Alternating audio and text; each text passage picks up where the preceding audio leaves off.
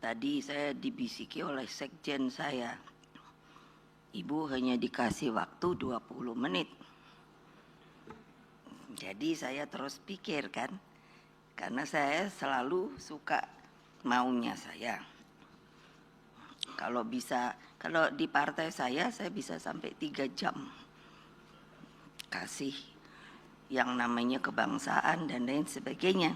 Jadi tadi sambil duduk saya menyindir Pak Mau Parar Siahaan, karena waktu saya baca di sini kaget karena belum belakangnya.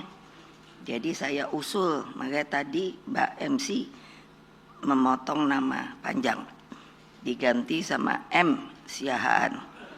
Jadi supaya tahu, saya soalnya nanya sama beliau, yang mana nih marwararnya. Jadi kalau boleh saya nanya lagi, mau berapa menit? Tetap 20 menit? Oke. Jadi yang betul-betul Hasto sudah tulis, tapi tentu dengan pointer saya. Karena takut beliau ini, saya kebablasan katanya. Terus saya suka bilang pada beliau, "Loh, kapan lagi mau pidato depan umum?" saya bilang. Apalagi ini para ahli kan.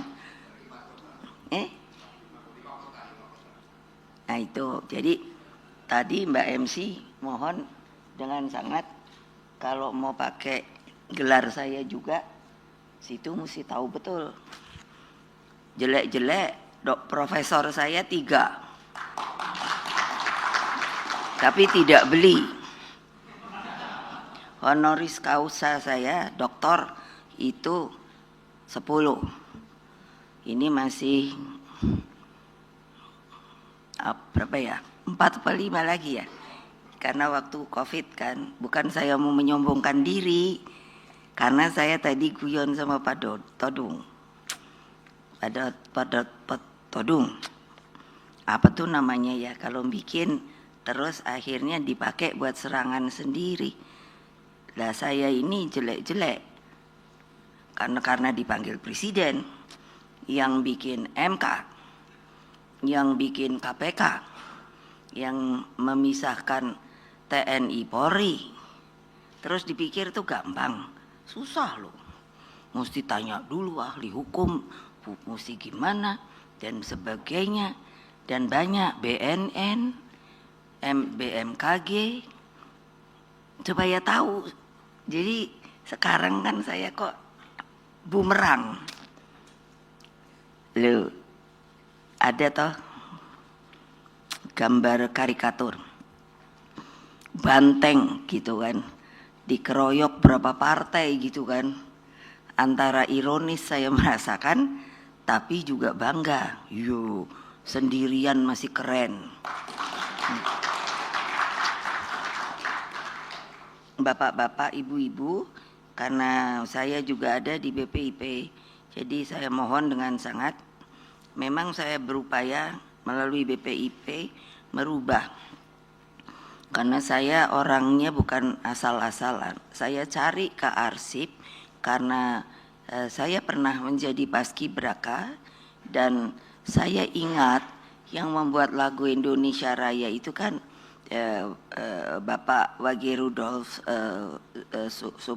Supratman, dan saya pernah mendengarkan ketika Bapak saya juga memberikan selalu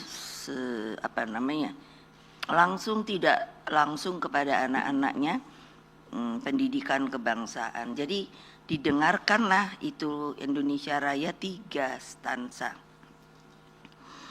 Pertanyaan, kenapa kalau menyanyikan lagu Indonesia Raya cuma 1 stansa? Karena itu untuk, ini Bung Karno juga, tidak ada yang mikir orang lain. Saya tahu betul. Di Istana Merdeka, kami tinggal di situ 22 tahun. Tiang bendera itu dirubah. Dulu bikinan Belanda. Dirubah oleh beliau menjadi 17 tingginya. Ada seperti bunga teratai, lotus. Kalau dari Buddha itu tempat duduk Buddha, namanya lotus, itu 8. Nah 45-nya itu di bawahnya. Ketika ada seorang namanya Pak Mutahar yang diberi perintah untuk membuat bagaimana menyesuaikan, akhirnya 3 stansanya tidak bisa. Makanya 1 stansa yang terkenal setiap 17 Agustus. Mohon saya minta waktu sedikit, karena kalau enggak kapan lagi saya harus menerangkan kepada terutama generasi muda yang sekarang sudah berada di dalam zona nyaman, yang tidak mau sejarah, tahu sejarah kita, tidak mau untuk apa, sudah merdeka ya merdeka. Menurut saya, tadi saya tanya pada Pak Todung, di sini ada sebutan psikologis, saya pernah kuliah juga di psikologi. Jadi, apakah ini adalah sebuah perubahan peradaban dari bangsa kita? Nah, ini juga tolong difikirkan. Akibat saya di BPIP, saya mencari kearsip yang real, yang 3 stansa dapat. Jadi dengan BPIP saya mencoba bahwa kalau tidak menaikkan bendera, maka kita harus menyanyikan 3 stansa. Saya sudah minta kepada kepresidenan untuk diresmikan, belum sampai hari ini mungkin tidak digugu ya. Digugu itu apa sih? Tidak diikuti. Karena kalau kita dengar tadi, itulah Indonesia Raya. Tidak, kalau saya maunya nangis terus. Kalau saya lihat mimik kan kayak melongo aja gitu, karena belum meresap di sini. Ketika saya ditugasi karena paskibraka yang pengerek bendera itu berada di BPIP. Ketika di IKN kan, jadi yang pertama saya nanya, berapakah tinggi tiangnya? Karena maksud saya, kalau memang mungkin itu harus dilakukan 3 stansa. Tapi ternyata kalau mau 3 stansa, itu lebih daripada 17 meter. Nah itu saya tidak tahu ada perubahan apa tidak.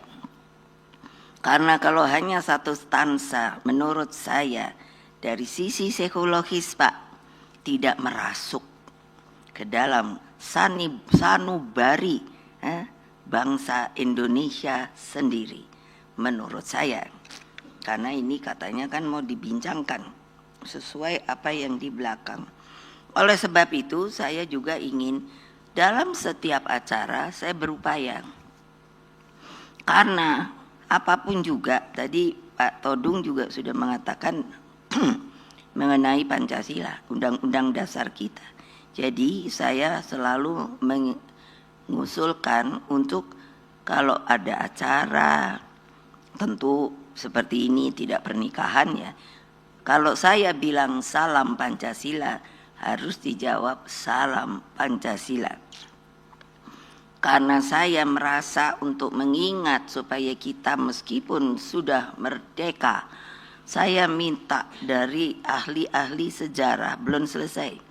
Berapakah, kapankah, ini Kompas, coba ikut teliti. Mulai 3,5 abad kita dijajah, katanya. Saya suruh menggugat pada ahli-ahli sejarah. Buktikan. Saya bilang kok enak amat ya, bapaknya aja masih sempat ketemu istri. Saya bilang 3,5 abad lo dijajah. Terus sekarang anak mudanya ya sudah ibu. Kalau sudah merdeka ya merdeka. Tidak ada lagi sebuah arus ke atas. Bahwa kita dengan susah payah tahu. Saya suruh Hasto dari sisi kesejarahan, berapakah korban dari, ternyata katanya mulainya tempur adalah abad ke-16, 1511. Tapi belum ketemu, hanya ada bekasnya. Siapakah yang mimpin? Berapakah yang sampai 65 masih katanya akan dicari korban. Saya sampai bilang sama Hasto, waktu saya diserang kantor saya, Kuda Tuli itu kan terkenalnya, itu sampai hari ini dinyatakan hilang itu 23, tapi sampai hari ini tidak tahu kemana. Saudara-saudara sekalian yang saya cintai, salam Pancasila. Salam Pancasila. Kalau mau dirubah lagi Pancasilanya apa? Makanya saya teriak-teriak supaya pada ingat, kalian bisa ada di sini dulu apa bisa ada? Ada hotel, enggak. Orang pada mati. Ada 2 orang. Itu kan nanti dibilang, oh Ibu Mega tuh melankolis saja bisanya. No. Ada 2 orang bilang pada Bung Karno. Nanti saya kasih ini ya. Dengan bahagia saya akan menerima hukuman gantung ini. Mati syahid. Apakah ada? Sekarang hanya bisanya bagaimana berkuasa, bagaimana cari duit. Saya kan tadi bilang ini bumerang. Lah polisi, lah saya mau ketemu Pak Sigit aja. Katanya banyak, Ibu jangan panggil Pak Sigit, ngapain? Orang dia lebih muda dari saya. Saya mau ketemu aja nggak berani sampai hari ini. Berarti apa? Saudara-saudara sekalian, tadinya saya mau teriak merdeka, merdeka, merdeka. Ntar yang di sini karena saya harus lihat toh. Nanti kalau suruh teriak merdeka menggerutu. Orang sudah merdeka kok suruh teriak-teriak merdeka. Supaya di dalam hati sanubarimu, kamu adalah warga negara Indonesia yang merdeka. Kalau tidak dijajah lagi, bisakah kita mengadakannya di sebuah hotel? No. Ingat, saya udah tua loh. Bulan depan saya umurnya 78. Kalau sekarang dulu berapa hari lalu 1 tahunan ini saya selalu bilang saya temannya James Bond 007. Nah coba bayangkan gak ada yang bisa kayak pidato seperti saya ini. Saya dengarkan, aduh lemes deh saya. Jadi dari sisi psikologis yang saya juga ingin tolong bantu saya. Bagaimanakah yang harus membuat seseorang dengan pergumulan yang dapat betul menjadi seorang leader. Bung Karno, saya kan kebetulan kenal semua. Bung Karno, Pak Hatta, Pak Sahri, semua tuh kan dipanggilnya Bung, Bung, Bung, Bung. Saya tanya pada ayah saya, why? Supaya tidak ada batas. Wah kalau sekarang kan seperti saya aja presiden kelima, kadang-kadang saya ya kok kesel ya. Baru mau duduk sudah datang tuh orang kalau dilihat. Tapi ya saya udah diem, itu kan protokoler. Kalau mau berdiri liwat gitu, nanti kan langsung lagi ada yang duduk tentara atau polisi langsung berdiri. Siap, hormat. Tapi kan lama-lama saya pikir nih, ini kan apa sih? Proforma gitu loh.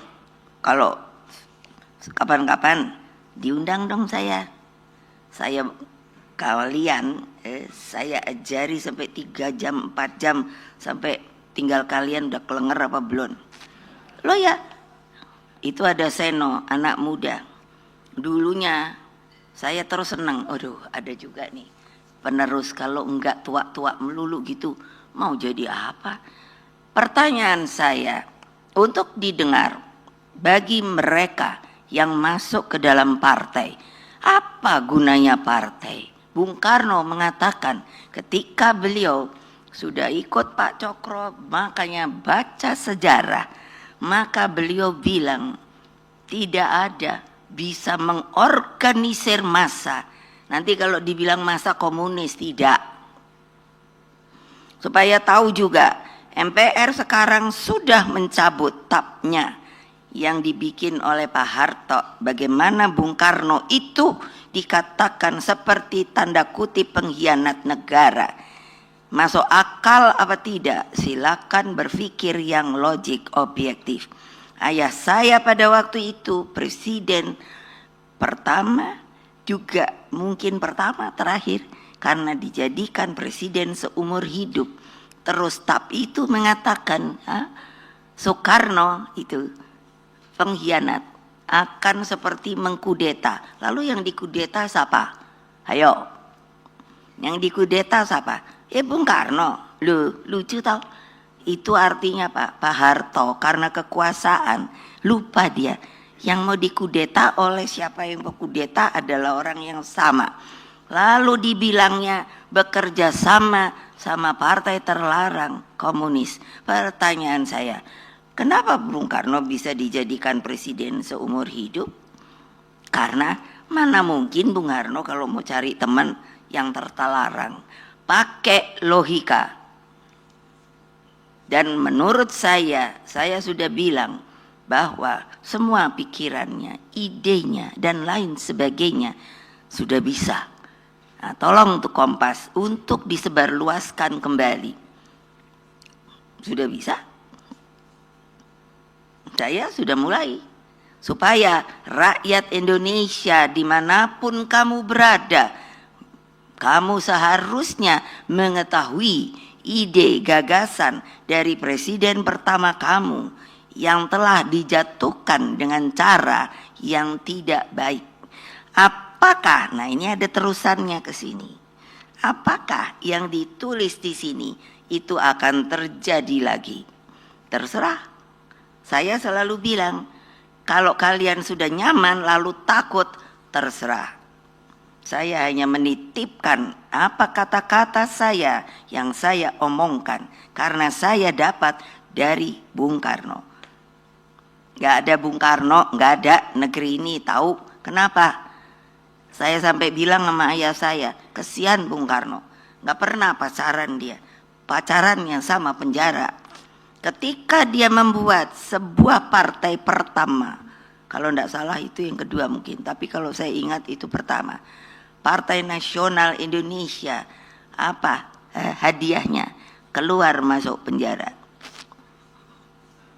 Apa itu enggak gagah? Menurut saya itu seorang berwibawa.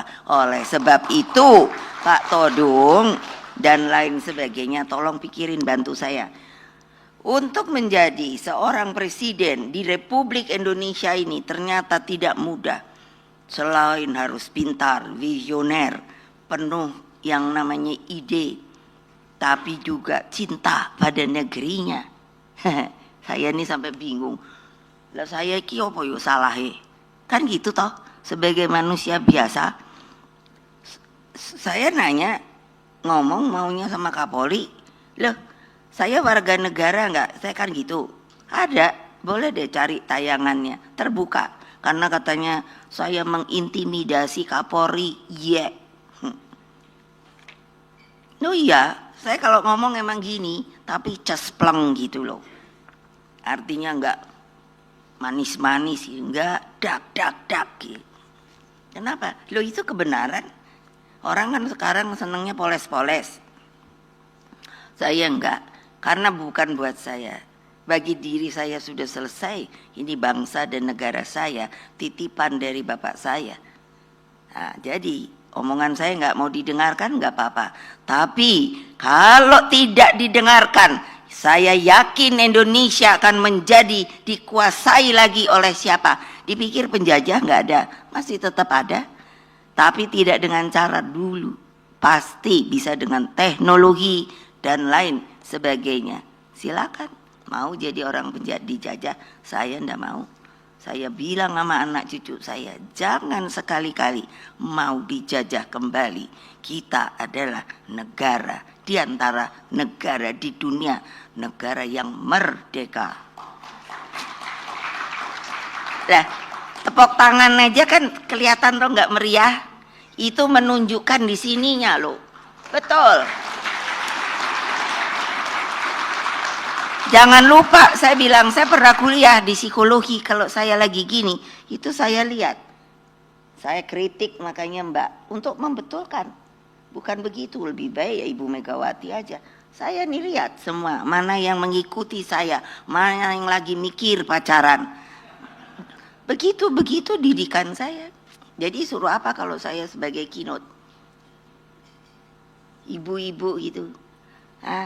Udah Bu, boleh cantik di partai saya, boleh cantik, tapi juga seperti saya dong. Wah, saya bisa jadi presiden, mengalahkan laki-laki. Kan ada juga itu tulisan, waduh, banteng betina, tidak bisa kalah sama apa namanya itu, ada deh saya baca. Terus saya ketawa, lu mana ada banteng betina ya. Anak buah saya dulu kalau ada gambar betina, gambar banteng, dikasih ini anting-anting. Coba, terus saya suka ngomongin, emangnya saya banci apa ya? Lah ya, banteng mana ada pakai anting-anting. Nah, ini titipan saya, tolong pikirkan deh, jangan enak-enak deh. Ini aja Suriah, saya diajari bapak saya ilmu geopolitik, jadi saya sekarang tuh bisa melek. Hanya tidak politik yang kayak sekarang ini, enggak. Orang katanya berpolitik, saya tuh sampai lihat apa saya ini. Saya pernah dulu zaman Pak Harto dipanggil polisi 3 kali, kejaksaan, terus sampai dari jam 8 pagi sampai hampir malam jam 8 lah. Saya datangi sebagai warga negara. Terus saya nanya, ini saya mau ditangkap atau apa gitu. Jadi menurut saya rasa takut itu ilusi, tahu. Lah saya datang ya nggak diapa-apain karena saya bisa menyatakan kebenaran. Saya nanya dari pertanyaan bolak-balik, yang mana sih sebetulnya kamu mau nangkep saya? Gitu dong, gagah. Seno kalau buat tepuk tangan kamu. Nah gitu. Jangan ikutin orang. Kan saya sambil lihat nih ibu-ibunya. Oh, ibu-ibu sekarang. Saya itu kan ditawari. Apa itu namanya? Glowing gitu loh. Buat muka-muka gitu kan. Boleh. Tapi juga sininya dong. Buat kayak Ibu Kartini, kayak Laksamana Malahayati. Wah, kemarin ini diminta Ratu Kalinyamat. Nah, kalau kalian cuman dandan apa pakai bedak-bedak glowing, kalau ditanya gugup nggak bisa pidato apa, aduh malu udah gua. Sebagai perempuan, berarti saya ini berarti memang badannya aja perempuan. Tapi laki-laki juga banyak kok penakut. Gile. Nah, saudara-saudara sekalian, karena katanya untuk di luar juga, rakyatku yang tercinta, warga negara Indonesia dimanapun kamu berada, ini Ibu Megawati ibumu, tahu? Saya mau ngomong. Nah, dengan menyambut antusias buku Pilpres 2024 antara hukum, etika, dan pertimbangan psikologi, saya sudah dari jauh hari ketika saya menulis amicus curiae, saya bilang seorang warga negara juga memberikan pernyataan. Yang hilang dari manusia Indonesia sekarang ini adalah etika, moral, dan hati sanubari yang sudah tumpul hanya ingin kuasa, ingin punya duit, gitu loh. Loh iyalah. Nah, dengan begitu lalu gimana? Yang bilang kemiskinan, yang bilang opo tuh supaya semua anak bisa bersekolah apa-apa. Kalau saya sekarang hanya bilang jalankan dengan benar dan berhasil. Nggak usah pakai apa itu, apalah ya namanya itu ya, hanya ngomong doang lah gitulah. Iming-iming atau apalah entah. Mau udahlah jalankan aja lah. Saya 2 tahun wapres. Tapi saya kalau boleh ngomong, acting presiden. Karena apa? Disuruh sama Gus Dur ke sono. Saya jalankan beres. Ini supaya tahu nih Bu Mega, karena banyak orang nggak tahu gitu. Nah, terus saya mau meremehkan saya, oh jangan deh kali ini. Ya. Kenapa? 5 provinsi konflik, saya selesaikan dengan baik. Yang dapat saya penghargaan dari luar loh. Katakan apa? Menyelesaikan BLBI, BPPN, 300 ribuan kredit macet. Siapa yang menyelesaikan? Saya, beres. Sampai dari luar negeri menanyakan, how? Kok bisa menyelesaikan utang IMF? Ya gitu loh. Tapi mana pernah saya ngomong enggak. Tapi kalau sekarang saya mikir umurku udah mau 78. Kalau yang di atas bersiul, going home gitu gimana? Terus kayak gini keadaannya, takut gitu, udah zona nyaman, nggak mau lagi yang namanya apa, yang inspirasi dari yang namanya pemimpin negeri ini. Terus kalian dipikirnya akan, oh ya maaf ya, seperti pengusaha, saya banyak kenal pengusaha kan, kalau ini nggak apa-apa kalau ada utang atau apa. Mereka kenapa? Karena saya menyelesaikan cara utang mereka, BLBI. Makanya banyak dari luar negeri nanya, how bisa selesai? Nah kan mereka suka bilangnya, ya udah nggak usah di Indonesia, ke Singapura kayak apa. It's up to you, but lo orang mana gitu aja kalau saya. Nah makanya ini udah mesti selesai ya. Ngomong Mbak kalau udah mesti selesai. Ya saya potong aja. Jadi buku ini menjadi saksi tentang keadilan yang dikalahkan oleh kekuasaan. Buku ini juga menjadi bukti bekerjanya pemilu elektoral dan demokrasi prosedural. Makanya saya tadi mikir apa yang kurang. Saya presiden yang menjalankan loh pemilu langsung. Udah gitu bukannya kita yang ngomong, orang luar dinyatakan sebagai pemilu yang demokratis. Jadi bukannya saya mau pakai pujian-pujian, enggak. Karena saya jalankan sesuai kekuasaan saya sebagai Presiden Republik Indonesia gitu. Enggak kayak sekarang. Makanya kok saya jadi bumerang, enak aja. Gawat deh. Iya betul gawat. Buku ini juga menjadi bukti bekerjanya pemilu elektoral dan demokrasi prosedural. Ya memang iya pura-pura demokrasi. Tapi padahal enggak. Mereka yang merasa tolong akulah, enggak bisa ditutup-tutup. Karena namanya kesalahan, enggak bisa diperbaiki. Pasti ada buktinya. Melalui pemilu elektoral, suara rakyat menjadi objek kekuasaan. Atas nama elektoral, seluruh penggunaan instrumen dan sumber daya negara dilegalkan. Saudara-saudara sekalian, tadi atau kapan ya, Mbak Ani, Menteri Luar Negeri, Menteri Keuangan sudah mengatakan loh, defisit kita berapa? Itu tahu nggak? Yang saya dakdikduk, karena saya mengalami ketika krisis itu, yang saya bilang BLBI itu bisa saya gerakkan kembali dengan berhati-hati. Yang namanya keuangan itu saya tata. Nah, kamu pikir dah kalau udah mau bayar utang gimana atau apa, dolar udah naik. Nanti saya jangan dibilang provokator sama yang berkuasa sekarang ini, enggak. Kenyataan gitu loh, gila deh. Atas nama elektoral, seluruh penggunaan instrumen dan sumber daya negara dilegalkan, sedangkan demokrasi prosedural hanya menjadi basis legitimasi pilpres yang sebenarnya telah cacat. Saya bilang MK saya yang bikin, iya toh? Lah kok jadi yang bumerang tuh kan gini, maunya saya kan baik-baik gitu ya. Wah ini Pak Siahaan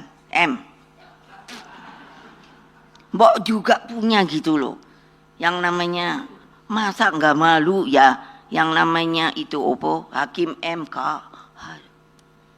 Pak Jimli boleh panggil. Suruh ngaku dia. Saya jadikan dia MK pertama kan.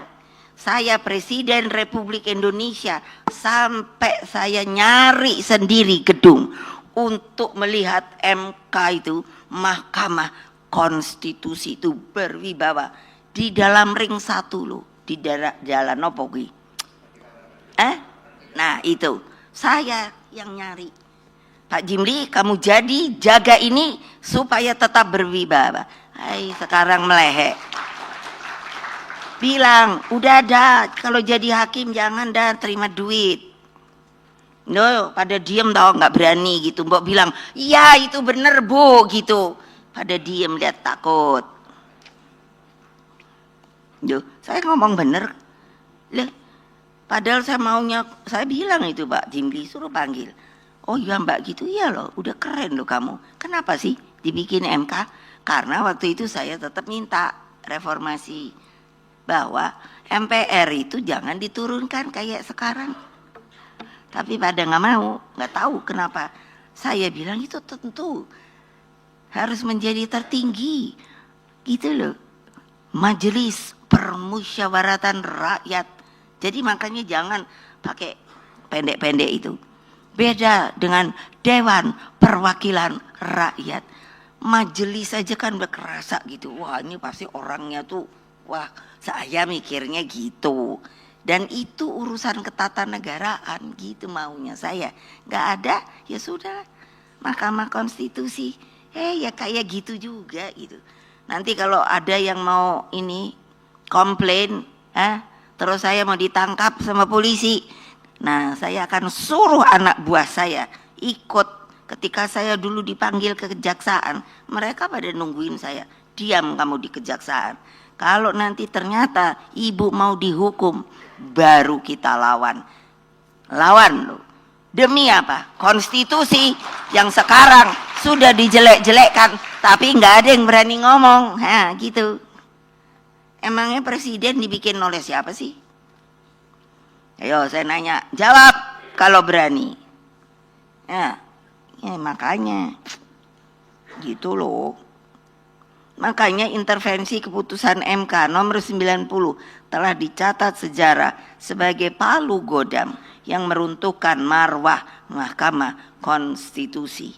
Lah memangnya Mahkamah Konstitusi itu yang jadi jelek gedungnya, rumahnya? Enggak dong, orangnya dong. Ya Pak teriak benar gitu loh, jangan melongok kayak gini wae loh.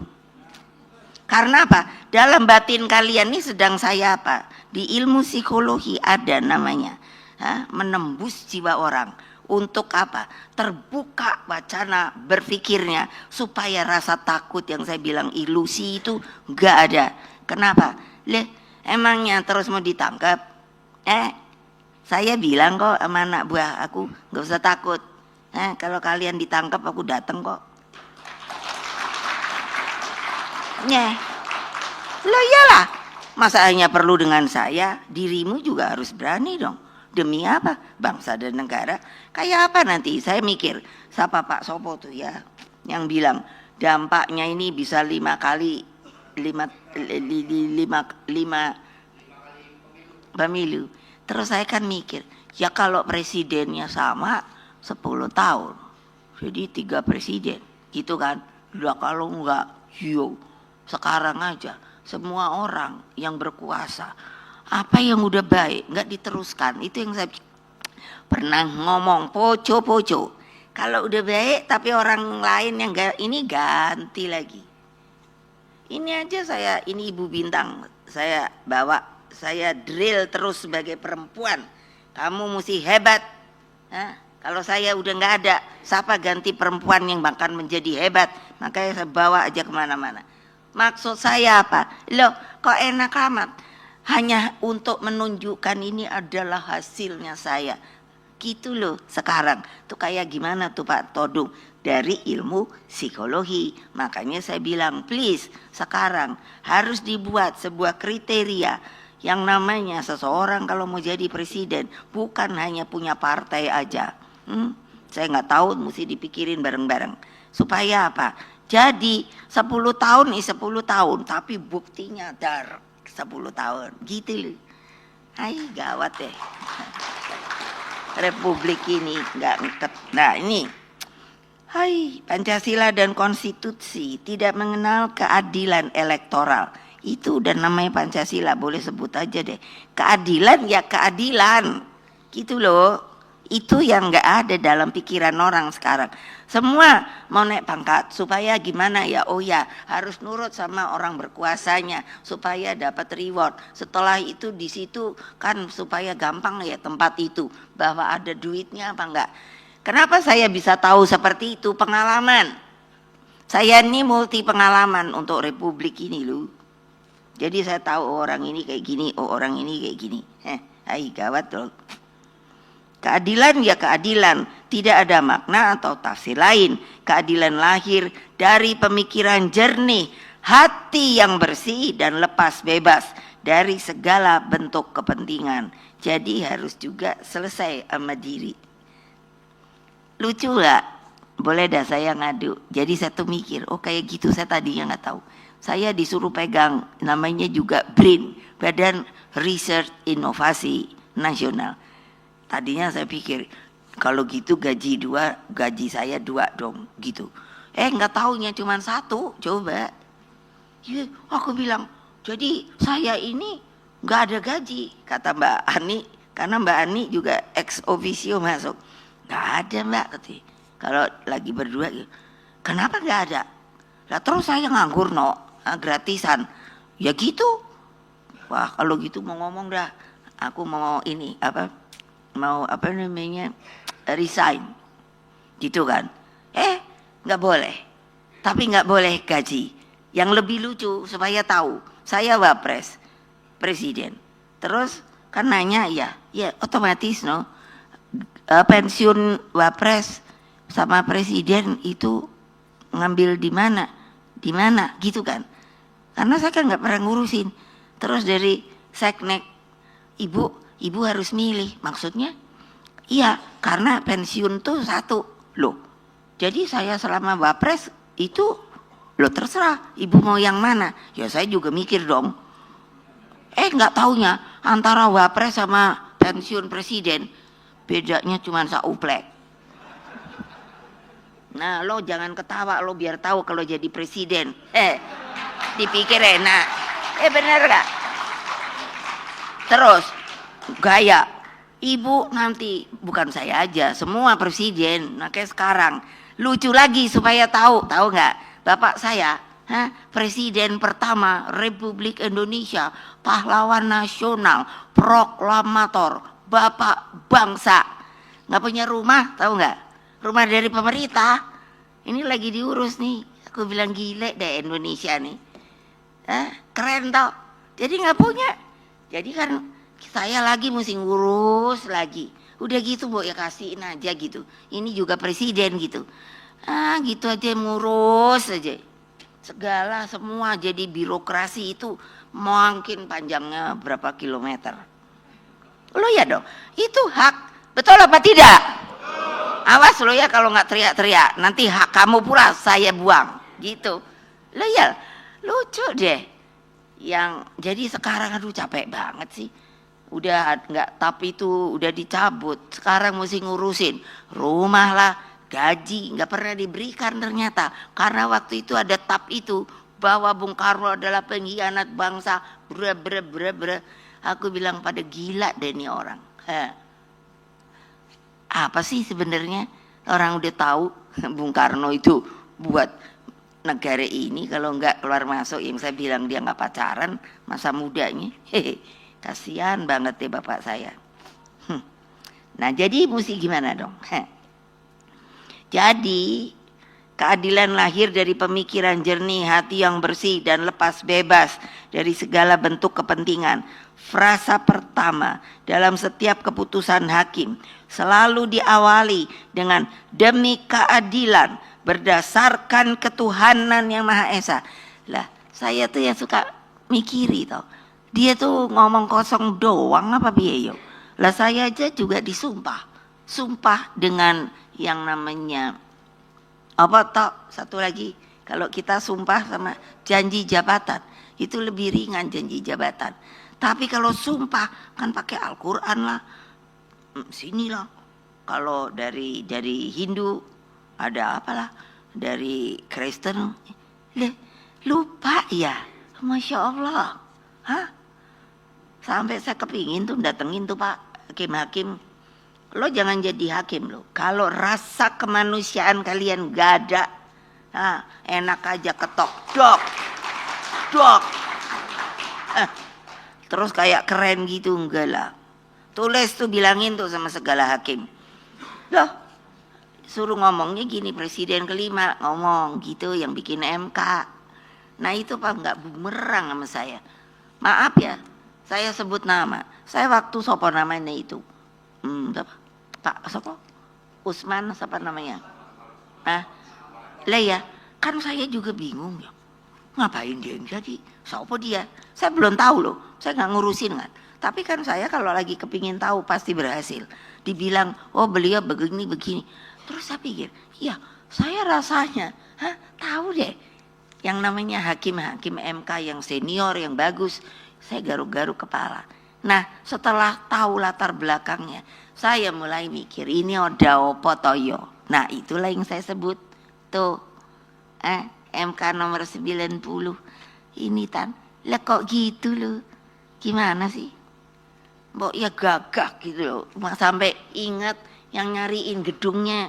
Sampai saya pikir, gimana yang ngebalikin gedung tuh biar jadi gedung apa, nggak usah MK ditaruh di mana gitu. Lo bener dong.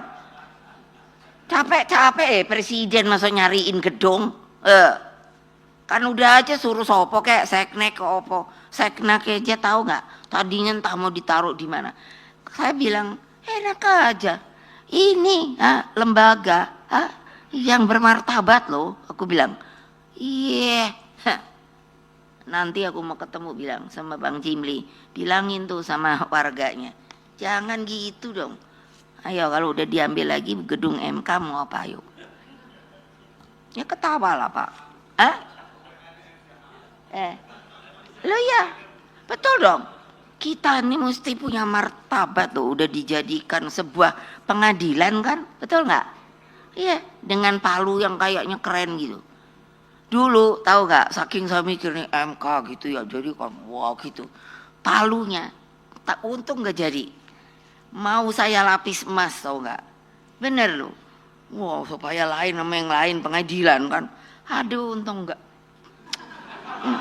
Lah ya untung enggak.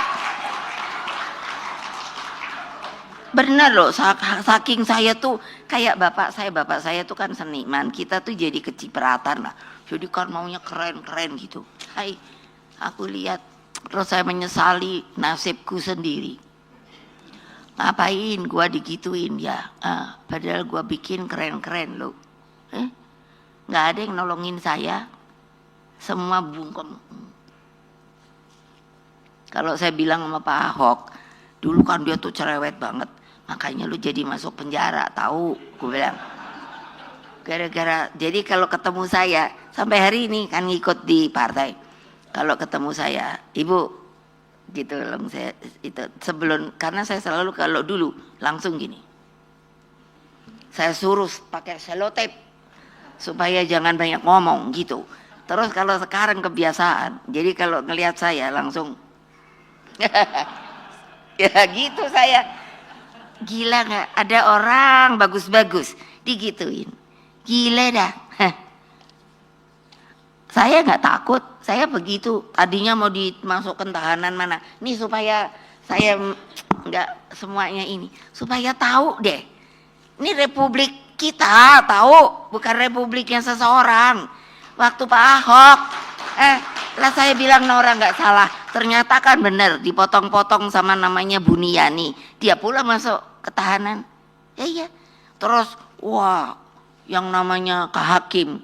Terus suruh masuknya ke situ Pak, Ngediku. Cipinang. Saya diam-diam ngikutin tuh. Mana ada Pak tadi Pak Jarot. Mana dia? Nah, yang saya perintahkan kan terus diikutin. Nah, digebukin sama kriminal ini si Ahok. Jadi masuk 5 menit, udah gitu diam-diam suruh jalan belakang. Ditaruh, aku minta di polisi. Lo taruh nih orang karena saya tahu. Saya punya rekaman aslinya. Bahwa dia tidak menghina seperti itu. Dipotong-potong, ternyata benar. Baru keluarlah dia. Saya sering datang tuh ke tahanan di situ polisi. Nanti kalau saya datang sekarang ke sono, saya pula yang ditahan. Gawat dah.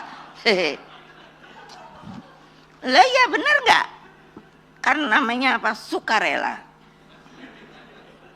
Lo kalau dipanggil kan sampai 3 kali, kalau nggak baru ditangkap toh. Ya, karena ada panggilan. Terus mesti datang. Lah saya selalu datang sukarela. Waktu dipanggil sama polisi ke Komdak lah, terus ada tuh ini mesti tahu nih mainannya polisi, apa tuh namanya, Kapolres Jakarta Ngedi, tahu-tahu saya dipanggil, ya saya datang aja toh. Lalu saya nih tahu nggak, warga negara mestinya dapat pelakat topo gitu, warga negara terbaik di Indonesia, dipanggil polisi, oke. Udah toh. Terus ditanya nih, pakai dulu kan masih ketikan toh, tertok. Jadi bolak-balik. Jadi saya nanya sama adik polisi yang ketak-ketik ini, ngomong-ngomong, benernya ngapain sih? Udah tak jawab semua. Dianya terus bilang, Mbak, karena saya lihat Mbak baik, tapi berdua ya. Lu ya, saya boleh tahu dong, saya dipanggilin toh apa toh? Gitu. Apa coba? Sebenarnya ini rekayasa. Kenapa? Yang namanya Kapolresnya itu sudah masuk nominasi untuk jadi ajudannya presiden. Coba supaya tahu loh. Nanti pasti gerah na polisi. Jangan gua coba-coba ditangkap ya. Ya loh.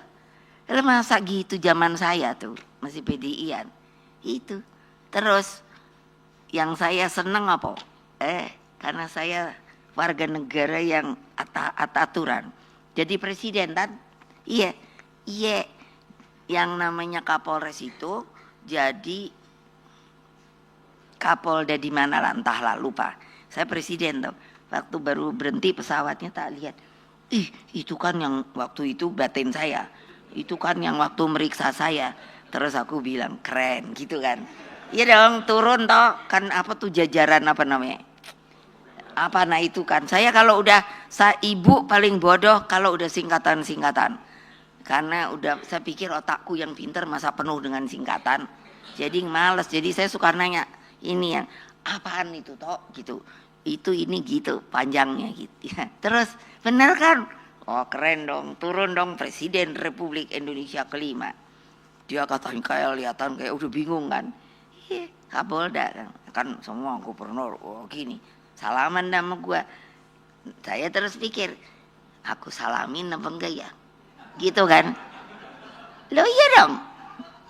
Kan bisa saya jahil.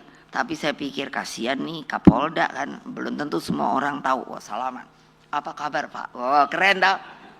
Aduh nih sandiwaranya Republik Indonesia. Supaya kalian tahu. Tepuk tangan. Gila. Nah, kejaksaan, coba gimana? Aku bilang pada gila nih semua. Datang suruh jalan belakang, padahal aku udah diomongin supaya tahu. Jadi putus-putus dari ini mau ku bacain semua. Kenapa? Supaya kalian tahu. Inilah realita Republik kita loh Pak. Apa? Liwat belakang, kan namanya Gedung Bundar. Diperiksa di situ loh Pak. 8 aku ingat, ada 1 perempuan, ada 1 pakai komis gitu, kayak kereng ya. Udah toh, ini pertanyaan kan selalu nih, udah ada tulisan gitu. Yang ini nanti yang sembarangan, yang mana yang mau ditanya, aku udah jawab toh. Iya, akhirnya kok dari jam 8 pagi kalau saya nggak tanya, ini saya rasa sudah semua saya jawab. Jadi yang mau dicari apa? Saya bilang, para bapak ibu kan, belum selesai katanya, masih ada 1 pertanyaan. Nah ya silakan, karena saya ini kan seorang istri, pasti suami saya nunggu, anak saya nunggu, boleh telepon apa enggak, mau sampai jam berapa, Apa langsung mau ditahan gitu? Itu pertanyaan saya. Makanya nggak usah takut, gitu loh. Terus apa? Terakhir Bu, apakah Ibu kenal? Batinku kenal Mas Sopo lagi. Karena ditanya katanya dapat uang, oh dari luar negeri, oh gampang. Minta saya, mana di bank mana saya masukkan uangnya? Nggak mungkin kan bawa karung gituin. Udah, terus pernahkah Ibu kenal sama naga hijau, naga merah? Aku udah langsung ini naik deh udah nggak tahan dah gua sebagai warga negara taat aturan. Lain pakai naga-naga. Jadi duduk saya biasanya gini ya, capek kan berapa jam. Akhirnya saya gini. Bapak-bapak, ibu-ibu yang terhormat. Pertanyaan saya, dari menjawab ini saya mau nanya dulu. Pernahkah Bapak melihat naga? Lah, ayo. Jangan ketawa. Itu pertanyaan saya. Mereka sampai kayak mau ketawa tau. Saya udah nggak tahan. Jangan membuat pertanyaan yang tidak ya para jaksa yang terhormat, yang namanya pengacara saya nggak boleh masuk. Dia lihat ada kaca gini, jadi gitu nggak bureng, pada naik kayaknya nih. Waduh, kayaknya ibu udah mau marah saya. Kalian itu menjadi begini, memverhor saya mau ngomong interogasi sampai lupa saking udah marah. Memverhor saya dengan hal-hal mana mungkin situ akan menjawab sudah pernah lihat naga, apalagi yang hijau dan merah. Ternyata itu simboliknya apa? Yang namanya NU hijau sama namanya PDI. Gile nggak? Saya bilang sampai verhor. Kalau kalian saya dengan sabar karena saya taat hukum, saya Megawati Soekarno Putri ngerti bapak saya tuh siapa. Bapak saya keluar masuk penjara untuk sebuah ide prinsip yang benar-benar dia ingin lakukan. Kamu tak gituin, batin gua dimasukin penjara sebodoh, akan duduk di tempat saya, diverhor oleh Belanda yang ada di situ. Diem semua, terus keluar dah kali bosnya ngomong terus aku disuruh pulang. Pak Todung, itu kan republik kita, dengan kepolisiannya, dengan kejaksaannya, dengan mahkamahnya, seluruh hukum Indonesia sekarang ini saya bilang sedang criss cross. Hukum yang benar dimainkan dengan hukum yang dibuat-buat. Tulis itu, silahkan. Saya tanggung jawab. Lah bener dong. Gile. Senang juga tuh saya. Waktu saya presiden, kan apa tuh ada gelar apa tuh? Hari jadi kejaksaan toh? Nah itu kan di ruang tunggu nih. Habis ini saya bacain semua ini. Terus apa? Aduh, kan ada, jadi kan di bawah saya toh jaksa agung ya. Di ruang tuh, Pak sini deh. Saya udah mulai jahil tuh.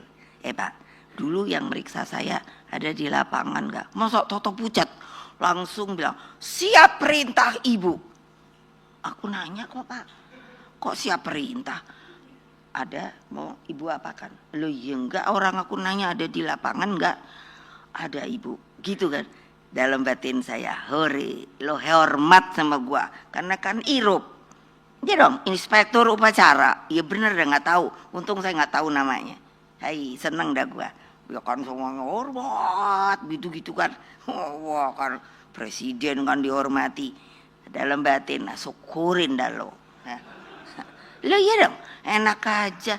Mentang-mentang kayaknya, ya itu terhormat berkuasa atau apa. Sampai saya bilang, Pak, namanya Pak Rahman kalau nggak salah. Iya toh? Saya bilang, Pak bilang sama dia, ntar juga pensiun Pak, nggak ada umur yang panjang. Nah kalian supaya tahu gitu, kenapa sih saya digituin mau? Karena saya cinta negeri ini. Kenapa saya mau datang ke sini? Karena saya merasa umur saya mungkin nggak tahu sampai kapan. Terus kalau ke negaraku masih begini aja, orang penakut, zona nyaman, maunya kuasa, nyari duit, jabatan, duit apa ini. Nah, terus tahu-tahu Ibu Ani bilang gitu, gimana saya nggak perih ya? Gimana saya nggak perih ya? Hah? Yang namanya negara dibuat dengan keluar masuk bapak saya, hah? Dengan namanya kalau nggak salah dari 1511 abad jadi ke-16. Kalau nggak salah dari, betul nggak? Apa namanya? Itu perang itu yang meninggal 23 juta. Can you imagine? Dengan sekarang bisa kayak gini, pikir dong, kayak apa itu orang tuanya. Saya ajarin anak-anak saya, cucu-cucu saya, kamu bawa juga ke Taman Pahlawan. Di sana cari ada nisan tidak bernama. Boleh dibuktikan ke Kalibata. Seluruh saya kalau pergi, saya pergi ke situ. Saya hormati. Nggak ada yang memberikan bunga. Padahal dia sudah merelakan jiwa raganya buat membangun republik ini. Gile nggak? Nah, karena kalian hanya senang, nggak mau tahu pengorbanan. Masukin tuh Pak, benernya dalam buku. Nanti saya tolong bisa lampiran. Berapa juta rakyat yang telah berkorban untuk berdirinya yang namanya Indonesia Raya. Insaf. Insaf. Keluar dari sini insaf. Tak liatin tuh. Sambil gini kan saya mulai mengenal orang kan. Nggak ngerti nama tapi saya tahu. Saya katanya ini saya tinggi gitu. Karena juga saya katanya punya ini photographic memory, boleh tanya sama psikolog.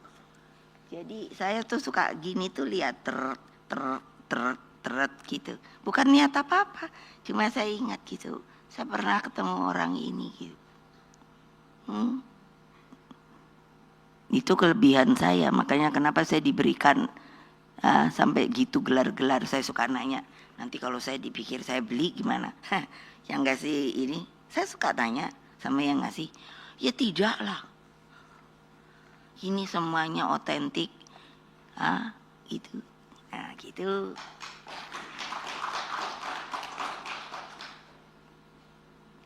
Nah, jadi tolong diingatkan tuh, hakim-hakim udah disumpah. Saya bukan Gusti Allah. Dengan sumpah pakai Al-Quran kalau Islam. Artinya kan dia bertanggung jawab ke sana loh. Jangan lupa. Lo ya bener. Lo bener lah omongan saya. Kalau enggak ya jangan mau disumpah. Tapi berarti nggak jadi hakim, no. Kenapa disumpah? Kan saya suka nanya. Karena dia harus mencitrakan keadilan. Aduh, aku bilang gile ya. Kok cantik banget, nggak takutnya dakdok. Palu godam. Nah gitu loh. Jadi kan gimana? Itulah keadilan yang merupakan keadilan harus menjadi mantra suci yang bersemayam dalam sanubarinya para hakim hingga lahirlah palu emas. Itulah saya mau balut sama emas. Untung gua nggak bikin dah. Ntar kapan-kapan palunya dijual juga. Aduh gila dah. Gawat nggak? Ya ini kan didengerin berapa kota? Dengerin dah. Jadi juga tolong ingat, hakim itu juga manusia tahu, presiden itu juga manusia tahu. Semuanya dicatat. Kalau Islam di sini ada 2 malaikat. Betul apa enggak? Kalau nggak percaya tanya. Di sini yang kanan katanya yang nyatat baik-baik, yang kiri yang nyatat yang jelek-jelek. Namanya Rokib sama Atib apa Akib. Dia tahu? Lah iyalah. Jangan lupa bilang tuh sama hakim-hakim. Gila dah. Lalu kita minta keadilan tuh kepada siapa? Coba Bapak, saya maaf ya. Nengoknya ke situ terus. Supaya situ enggak bungkem. situ sampai sama teman-teman nih, Ibu Mega bilang, yang bikin tuh MK. Saya kayak ditampar, tahu nggak? Gile, siapa dia? Ternyata hanya mau supaya urusan umur. Ya Allah, Mbok ya udah taati aja kalau sebagai warga negara. Nah, keadilan Pak Lumas ini tidak boleh ditransaksikan dengan cara apapun. Nah, sebab di dalamnya tercermin keadilan Tuhan melalui para hakim. Inilah seluruh imajinasi yang saya bayangkan ketika menjadi presiden kelima itu dan mempunyai mandat untuk membuat Mahkamah Konstitusi.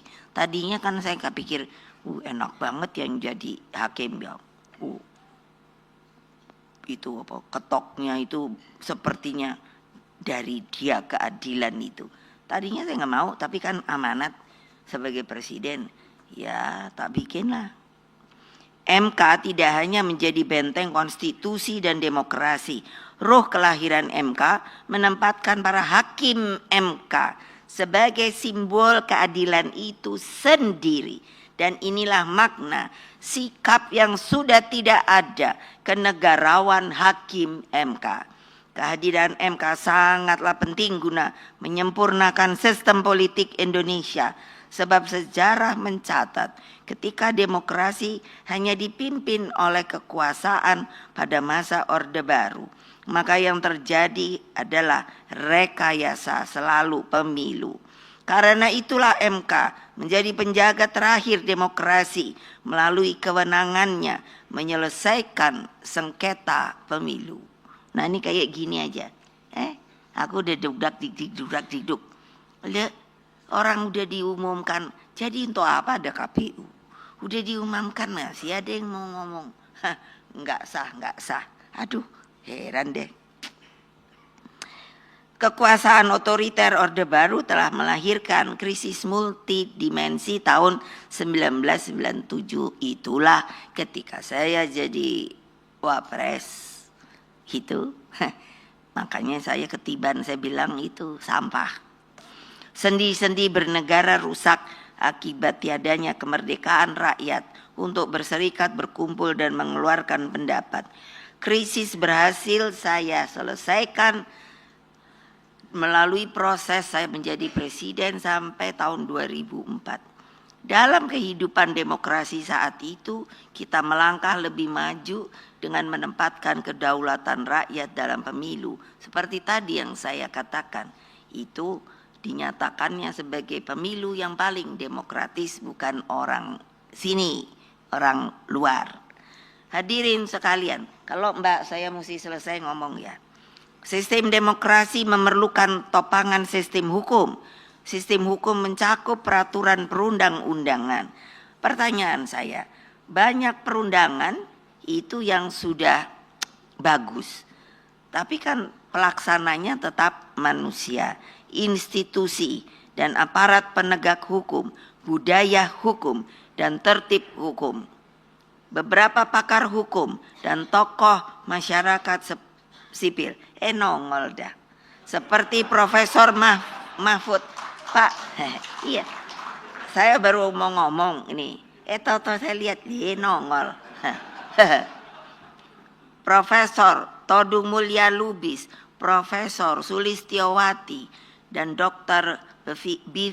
Saya senang banget tuh sama Bu Fitri, ada nggak ya? Nah, gitu terus Bu, kayak saya pokoknya. Betul. Ngablak aja Bu. Kalau umpamanya prosedur ditangkap itu harus ada surat perintah penahanan kayak pemanggilan kayak gitu loh. Kalau 3 kali gitu. Terus kalau umpamanya baru sekali aja ditakut-takutin. Banyak Pak pengacara baik gitu loh. Pokoknya kita bantuin dah. Gila enak aja. Mosok Pak ini sopolo.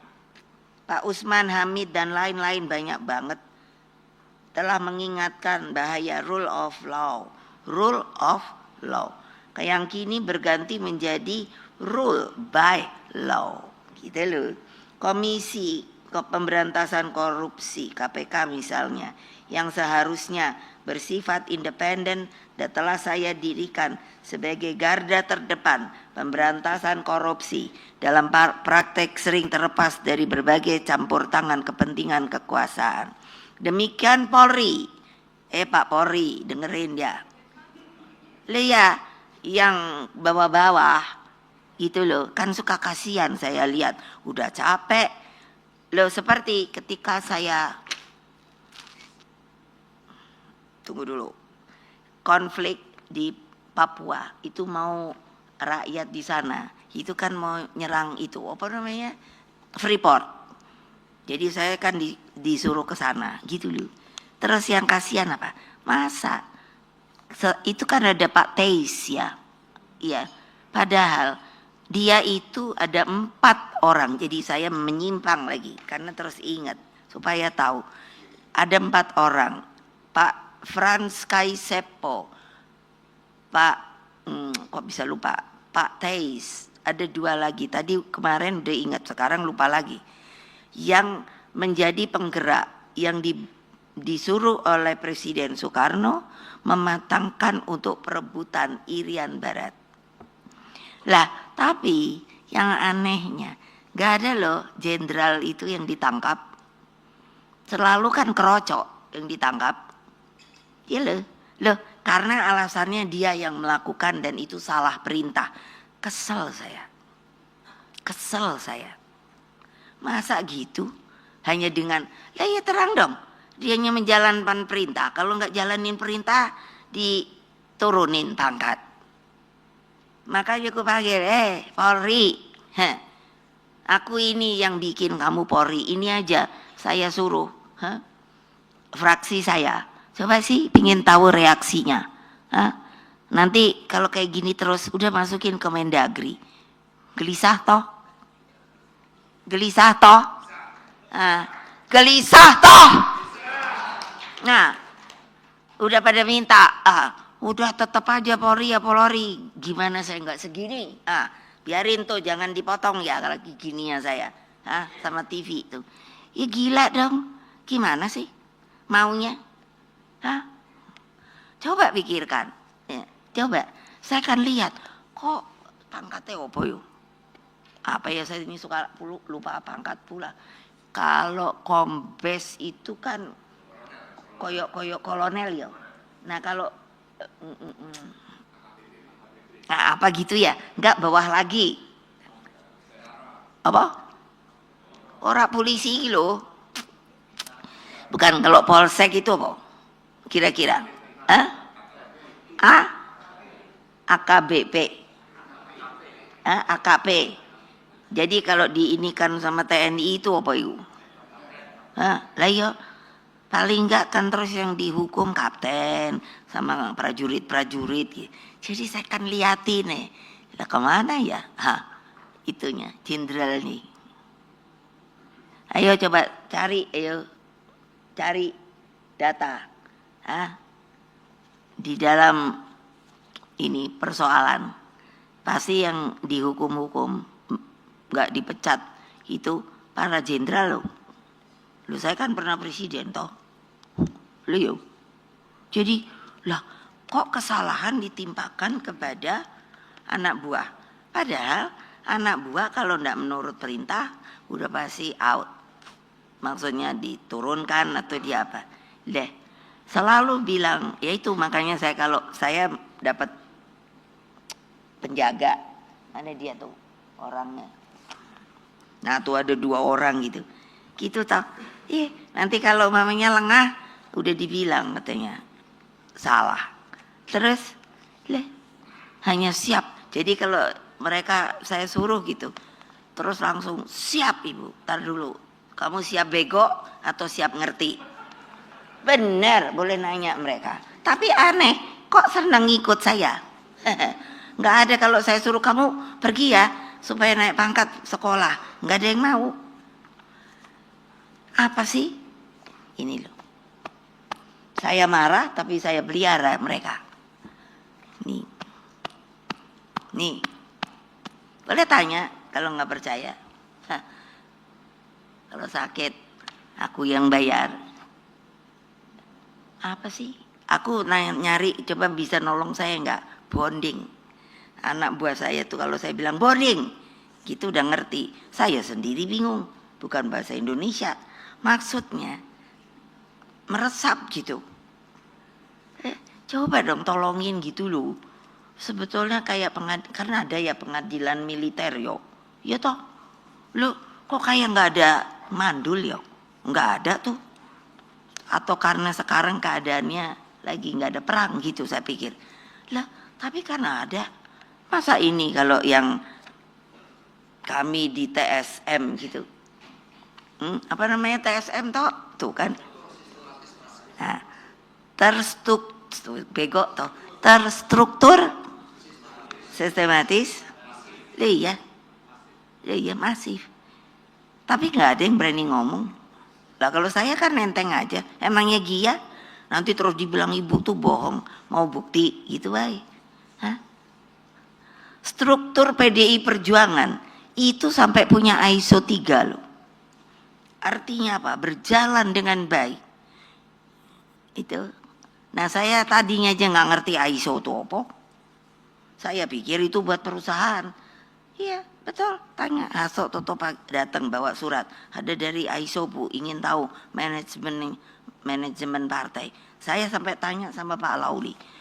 Boleh nggak ya?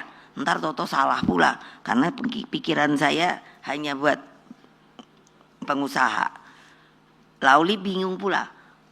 Lah kok kamu aja hukum bingung, lah saya apalagi. Tapi nggak ada kok Bu kayaknya larangan, jadi boleh. Bener lo ya, gue kan Pak Lauli dari PDI, lo tanggung jawab lo ya. Kalau dibilang salah.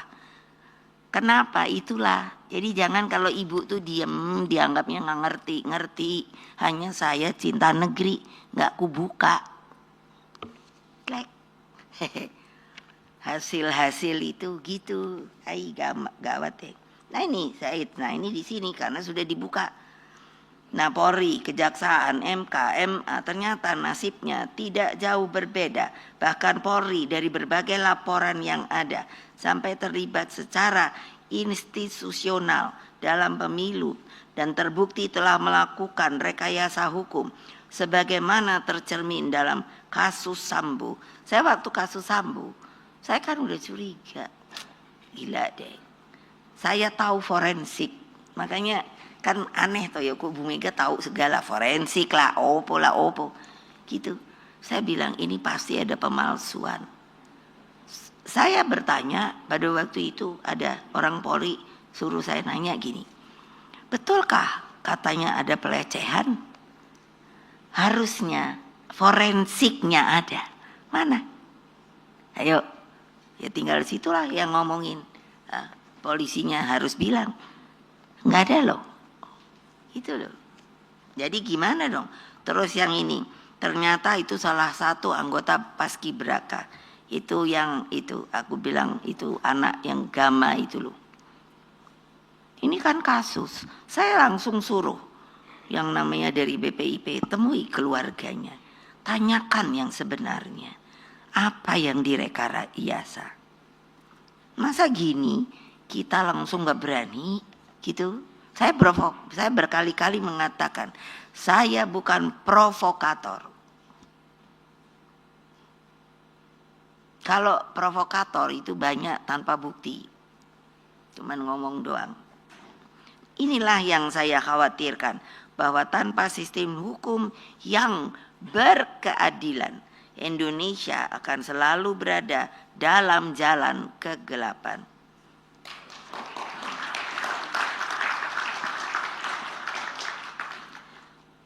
Kalau nanti dibilangnya lagi, oh Ibu Mega tuh rupanya niru-niru komunis. Saya kalau anak buah saya, itu boleh nanya Mas Eno. Ya, jadi kalau lagi saya ngomong yang sampai 3 jam itu saya lihat ketahanannya. Tanya deh, apa? Nanti kan ngantuk ya? Iya, ntar kan aku lihat. Karena saya gini kan, gitu loh. Benar, bukannya maksudnya nakutin, enggak. Akan saya lihat. Karena saya bisa tahu mana yang mengikuti, tapi mana yang hanya ya asal hadir, apalagi yang tadi saya bilang kali ingat pacar gitu. Di tempat saya untuk menjalankan disiplin, kalau udah saya lihat mula-mula gini, langsung kamu out, cuci muka, kan tentu malu dong, ya dong. Itulah disiplin kami. Kamu mau dengerin apa tidak? Kalau enggak silahkan keluar. Berapa kali perempuan juga ada, kesian juga kan. Tapi siapa suruh jadi anggota partai gitu loh. Itu harus benar-benar disiplin gitu. Kamu harus masukkan apa yang saya omongkan. Karena omongan saya tidak ada kebohongan. Tidak ada yang namanya tadi provokator atau apa. Saya mengajarkan kepada mereka Satyam Eva Jayate. Kenapa? Itu dari Buddha. Sang Gotama. Ya, saya ambil karena bagus banget disebut begitu. Kenapa? Kebenaran pasti menang. Wah, keren dah. Nah, pertanyaannya kapan menangnya? Kan gitu. Enggak tiba-tiba kan muncul.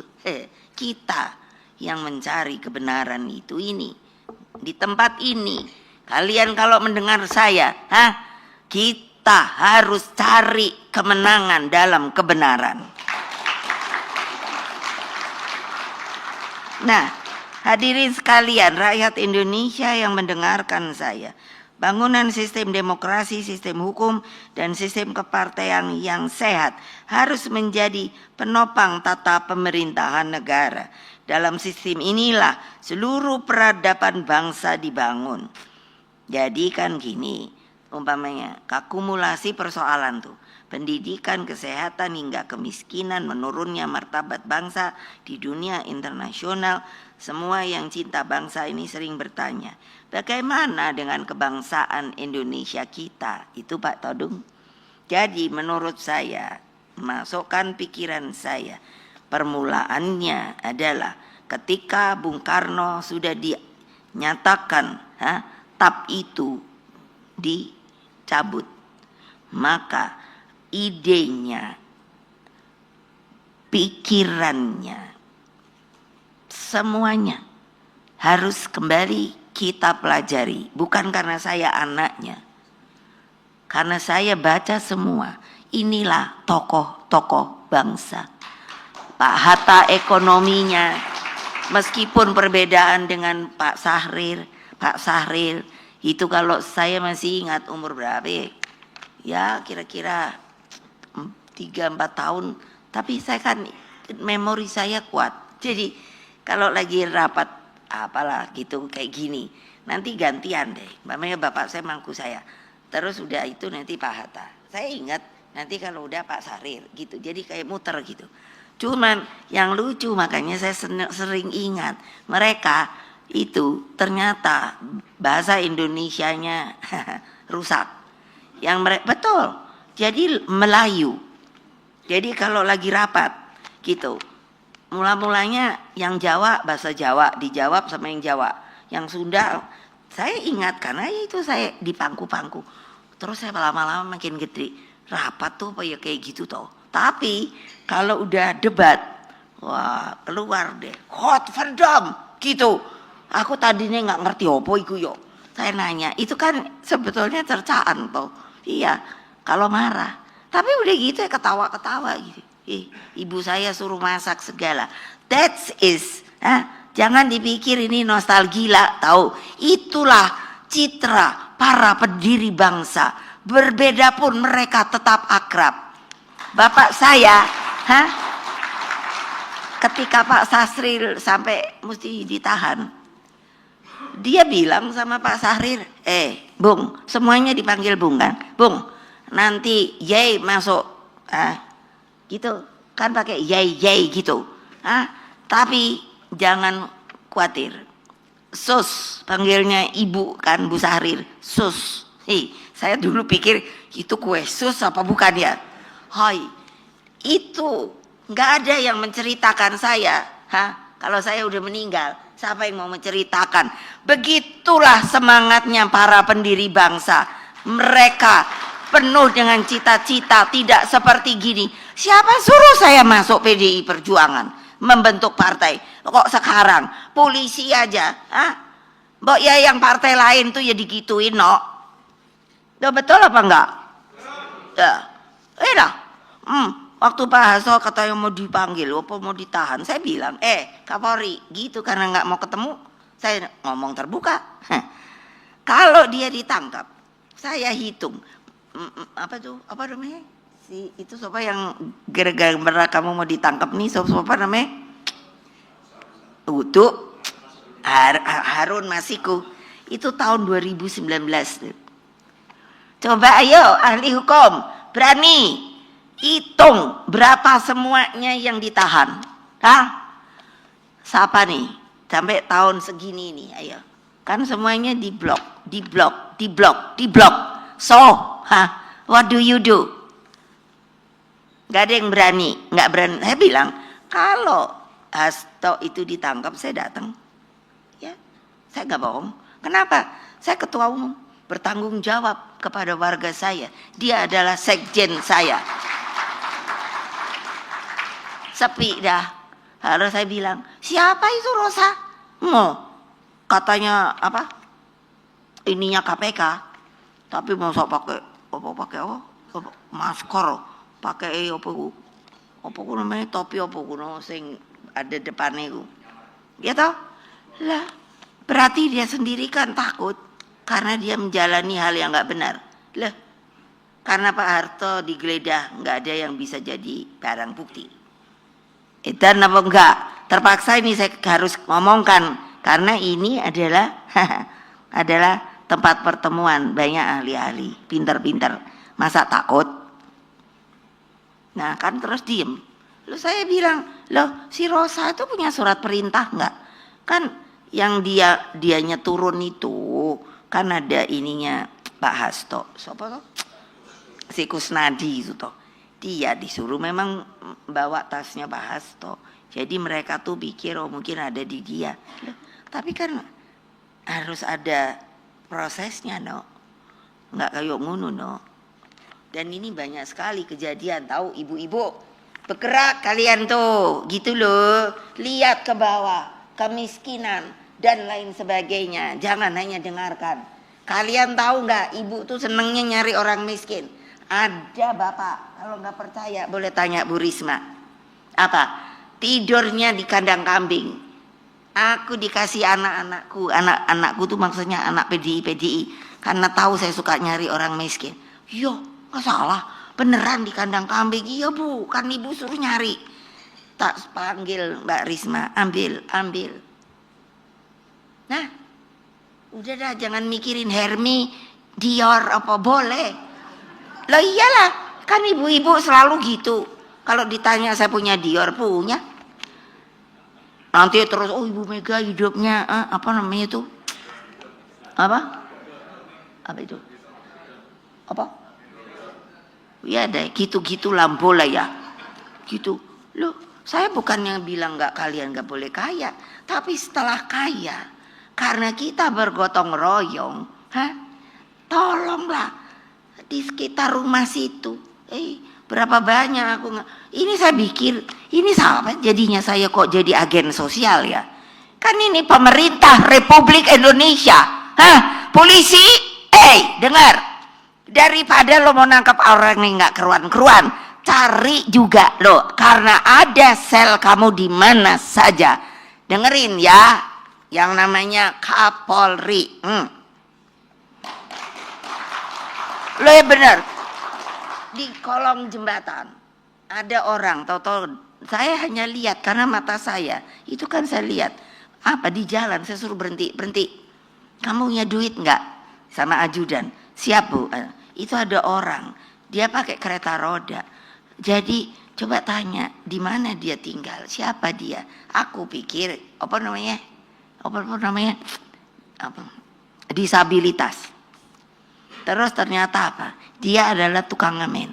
Terus ditanya tuh tinggal di mana? Ini deket kolong jembatan ada nih yang layang ini tuh loh, apa?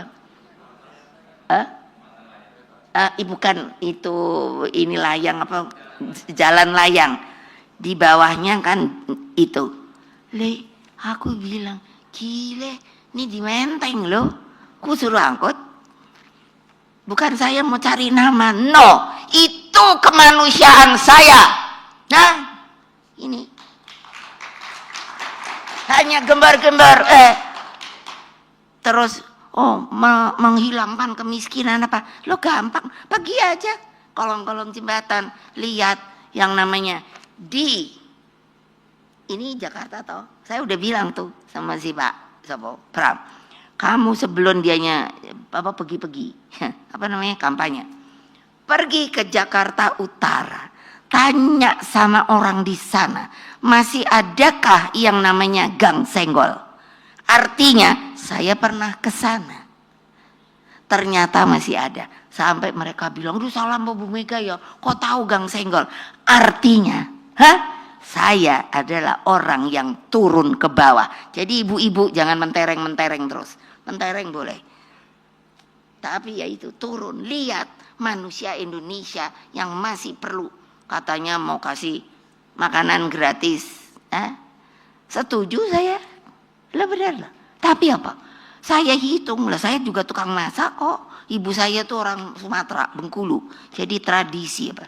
Putri pertama harus pintar masak, alhamdulillah. Ku hitung kan, 10.000 toh. Ye, apa yo? Apalagi sekarang harga naik. Mas Bowo, kalau denger ini tolong deh suruh dihitung lagi. Loh, tepuk tangan dong ibu-ibu. Apa urusan kalian? Saya tahu ngulek cabai segala. Ini kemanusiaan tahu. Loh ya, nanti kalau udah makin melambung, ibu-ibu ini kan udah datang ke saya. Ibu gimana dong cabenya sekarang? Aduh pusing lah gua. Ibu sekarang namanya bawang putihnya naik. Aduh pusing lah gua. Gitu loh. Jadi ya gitu. Sorry ya Mas, saya mesti kritik. Loh, orang saya bener kok. Saya suruh ibu-ibu hitung 10.000 dapat teh apa toh? Baru ibu-ibu bilang, "Lah ya apa ya Bu ya? Paling tempe." Iyalah, aku bilang, karena saya bisa masak. Nah, keren nggak Presiden Republik Indonesia 3 profesor bebe juga masak boleh. Gila lah. Nah terus apa tuh? Nah, jalan menuju masa depan Indonesia telah diletakkan oleh para pendiri bangsa. Nah, konsepnya karena nggak pernah baca sih, namanya negara paripurna. Artinya Bung Karno itu, karena saya sampai mikir, ini Pak Harto nih sebetulnya karepe apa toh yo? Nanti kalau itu pasti yang keluar dari saya jelek terus. Jadi diam aja dah.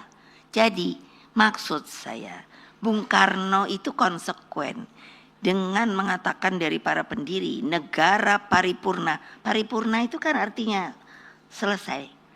Padahal beliau sendiri bilang sama saya, kamu ingat ya, merdeka itu untuk apa? Saya nggak tahu, mungkin saya emang akan jadi gini. Ya apa saya mana tahu, itu hanya jembatan emas. Terus saya kan bilang, lah buat apa susah-susah merdeka Pak kalau nggak ada rumahnya? Lihat dong logika, hanya jembatan emas. Tapi aku terus koreksi, oh Bapak benar ya, kita yang suruh kerja ya, yes, untuk bikin namanya negara paripurna itu. Loh, kalau Majapahit aja, kalau lihat dari ekskavasinya keluar kan yang namanya ini dari emas-emas cincin lah opo. Saya bisa bayangkan, zaman dulu aja bisa gitu, apalagi dengan kita, hidup yang benar, rakyatnya makannya benar, kemiskinan praktis sudah ndak ada, terus bisa sekolah kemana aja, gitu loh. Kapan mau selesai? Itu pertanyaan saya. Itu paripurna. Makanya ideologi Panca itu sangat visioner. Demikian halnya konstitusinya, perumusan kalimat dalam pembukaan dan seluruh pasal-pasalnya sangat bernas. Desain masa depan Indonesia telah dinyatakan dulu. Ada orang supaya lihat fisik, namanya gedung pola. Sebagai cerminan konsepsi pola pembangunan semesta dan berencana. Bayangkan, Bung Karno itu memang visioner, makanya saya pikir, mengapa dia menjatuhkan Pak Harto, Bung Karno? Sampai dibuat begitu. Siapa di belakang dia? Saya nggak mau ngomong, saya tahu. Terus apa? Itu pola pembangunan semesta berencana itu, makanya sudah digambarkan di gedung pola yang sekarang masih opo enggak itu. Lah ya. Nah itu kan. Jadi apa coba? Yang membuat zaman Bung Karno 600 doktor. Kami sudah suruh bedah. Kalau jelek dibuang. Kalau bagus diambil. Semua menyatakan. Itu apa? Bagus semua. Kenapa nggak dijalankan? I don't know. Sampai sekarang yang saya bilang pocong-pocong. Loh apa tiap presiden dulu nggak berkehendak untuk menghilangkan kemiskinan? Iyalah. Lah tapi orang di kandang kambing aja nggak kelihatan.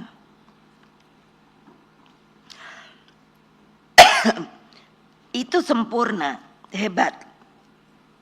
Gambaran Indonesia Raya mampu dengan baik, makanya seperti tadi saya katakan oleh Wage Rudolf Supratman dari syair Indonesia Raya. Coba deh, kalau saya selalu mau nangis. Peradaban Indonesia itu tercemin, bangunlah jiwanya, bukan bangunlah badannya. Jiwanya, badannya. Suburlah tanahnya, suburlah jiwanya. Semua itu tuh, sadarlah hatinya, sadarlah budinya. Pertanyaan saya, orang sekarang berbudi apa enggak? Enggak. Loh iya dong. Makanya saya bilang, Polri, kamu tuh saya yang bikin lo. Gimana saya enggak kesel? Nah, ya kalau yang bawahan teruskan pasti, Bu saya kan turut perintah. Kalau enggak kan kalau masih bagus digeser. Kalau enggak diturunin pangkat lah apa. Jadi kemana budinya? Terus hanya beraninya ngelawan rakyat. Ya takut kepala desa ngadu. Kados pundi Bu? Saya kalau orang Jawa, saya Jawa juga. Kados pundi Bu? Nopo? Lah kok kados ngaten nggih? Polisi niku. Lah ngopo? Lah nggih. Kok kita itu disuruh ngene. Ntar dikasih duit. Udah gitu apa? Lah kok mboten kula mboten pantun. Lah ngomong wae. Saya tidak berani ngomong. Masa saya disuruh nyoblosnya yang sono? Lah, kamu maunya nyoblos yang ngendi? Kula arepenipun sing mriki gitu. Terus aku ketawa, ya wis coblosan banteng ngono. Boleh Bu? Lah ya boleh, orang hak kamu loh. Pemilu langsung tuh apa sih? Memberikan hak kepada rakyat penuh untuk boleh memilih siapa yang ingin dia pilih. Gitu. Nah ini kan udah gak jelas. Orang disuruh ini. Siapa ya? Ada surveyor. Aku tuh sampai mikir pinter banget. Karena di psikologi saya belajar statistik. Statistik itu juga untuk survei. Jadi saya tahu gitu. Siapa tuh ya udah bulan Maret membuat ramalan. Entah ramalan atau apa. Pokoknya yang akan menang Pak Prabowo. Satu putaran. Aku tuh sampai garuk-garuk kepala. Kok dia bisa koyok ngudu yo? Lah saya yang punya bala tentara. Saya ketua umum partai. Sah. Lu kok bisa ya? Oh aku udah bilang, wah ini direncanakan. Gitu baik. Kok susah amat. Gawat ya. Gawat toh. Saya baca ini aja saya bilang gawat. Nah ini udah di baik-baik diomongin setelah reformasi. Karena dianggap kalau presiden keliwat lama gitu kan. Nah udah oke. Kita putuskan. Hanya boleh 2 kali. lima tahun kalau kepilih lagi. Nah ini kok digituin gitu loh. Makanya nggak tahu nih di buku tebal nih ada nggak kayak gini-gini ya. Etika moral dan peradaban yang baik adalah modalitas kemajuan peradaban bangsa. Jangan sepelekan hal tersebut. Sejarah mencatat bagaimana ketika etika dan moral kebenaran itu hilang, diabaikan, dan hukum jauh dari keadilan, maka yang ada adalah nanti tirani kekuasaan. Nah kalau cuman kuasa gitu doang, ya kalau udah main senjata, watak tirani ini kini berubah bentuk menjadi otoritarianisme baru. Meskipun dibungkus dalam wajahnya yang nampak santun dan populis sekalipun. Apa yang terjadi saat ini adalah titik terendah praktek etika, moral, dan hati sanubari kehidupan berbangsa dan bernegara. Hukum menjadi alat kekuasaan. Aparatur negara yang seharusnya netral pun disalahgunakan bagi kepentingan elektoral. Profesor Ikral Nusabakti mengatakan bahwa diperlukan, saya sampai hitungannya kayak opo yo. Udah itu kan berarti 25 tahun toh. Betul nggak? Udah gitu kan ganti-ganti toh presiden. Nah kalau presidennya api, nah kalau presidennya ora api, pusing saya. 5 kali pemilu untuk memperbaiki kerusakan demokrasi yang terjadi saat ini. Tapi saya juga cocok. Lah karena apa? Lah saya kan tadi bilang saya yang menyelesaikan BLPI sampai mendapat award dari luar negeri. Karena Indonesia katanya itu bisa lepas sebagai negara pertama dalam krisis. Itu benar. Gitu loh. Nah ini utang aja deh, mana sih yang pinter itu apa nulis utang? Utang kita berapa sih? Kasihan deh Mbak Ani. Dia waktu ketemu saya, Ibu kenapa sih aku disuruh jadi lagi? Coba kasihan nggak? Udah, Mbak, demi bangsa dan negara Mbak, nyuwun sangat. Udah dia diem. Terus dia, aku waktu dibilang gitu, aku pergi ke kuburan orang tua, wow. Aku nangis geru-geru. Lah ngopo aku bilang. Nanti kalau Mbak Ani, ngapain aku diomongi kayak gitu-gitu. Dan beliau dijadikan ex officio di BRIN. Nah terus kan, ya bener no. Ya itu kan, lah tapi coba deh pikir.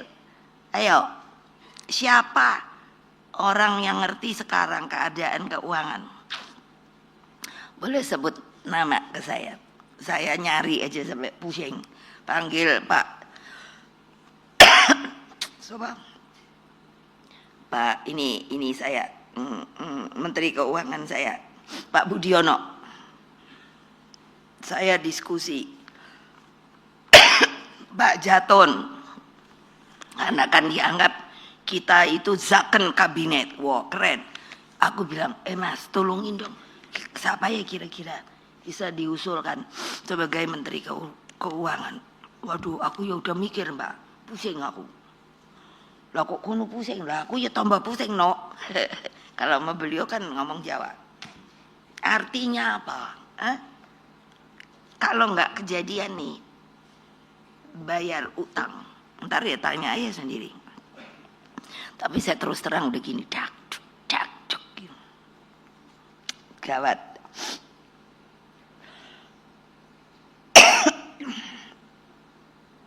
Nah, terus ini Pak Sukidi itu ada tuh.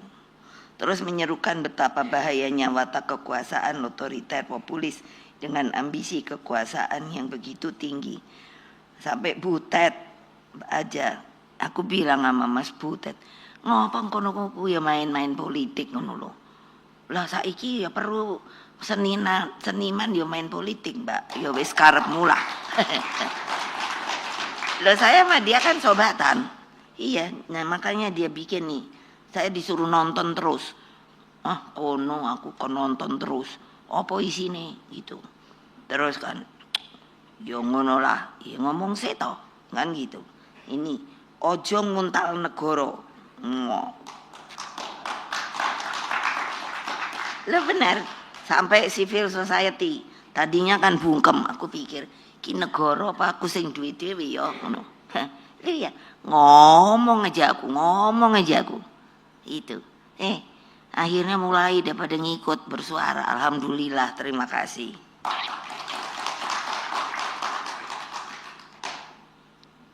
Tapi jangan menyerah, sama seperti saya. Lo ketika itu toh ada deh sekarang dikeluarin, saya sendiri heran. Saya waktu itu kuda tuli itu loh.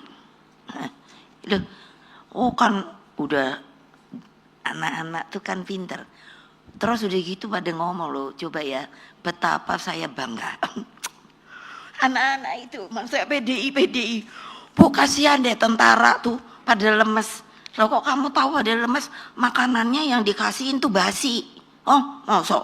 Kan kita masak ya di DPP itu. Kita kan masak. Iya. Ibu, kita kan masak. Boleh nggak ngasih makanan ke mereka? Boleh, kenapa?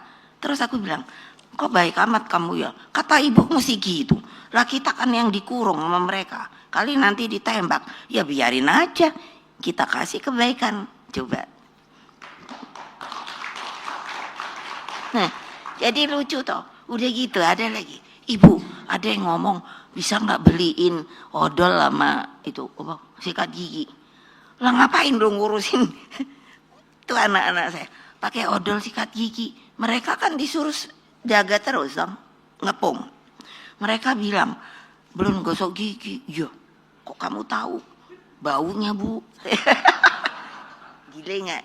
Ini pengalaman saya sebagai ketua umum partai. Tahu kenapa partai saya sendiri aja nggak kalah-kalah?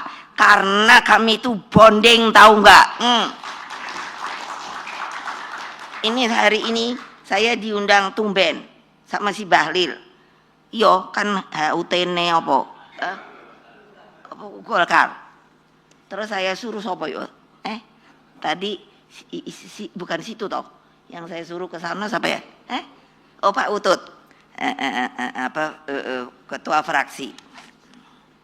Terus aku tuh mikir, aku bilang Mas toh, aku diundang ke Golkar. Terus engkau aku muram opo cengar-cengir yo. Lah iya dong. Karena aku dimusuhin sak jagat Dewa Betara. Sekarang diundang, bingung aku.